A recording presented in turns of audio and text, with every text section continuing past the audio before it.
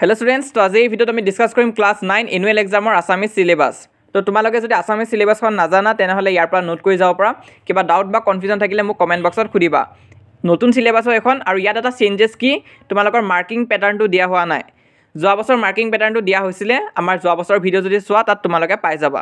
তো হেতু মই লিংকটো পিন কমেন্টত দি দিম তাত তোমালোকে চাব পাৰিবা।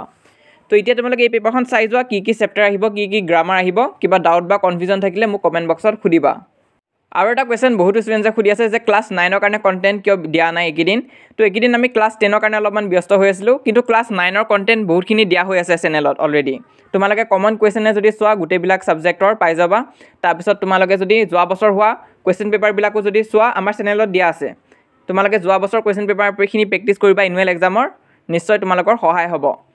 তো এখন সিলেবাস আছিলে তোমালোকে চাই যোৱা কিবা যদি ডাউট বা কনফিউজন আছে সিলেবাসৰ ৰিগাৰ্ডিং মোক কমেন্ট বক্সত খুদিবা। আৰু অলৰেডি বস্তুবিলাক দিয়া হৈ আছে তোমালোকে সাৰ্চ কৰিলে পাই যাবা।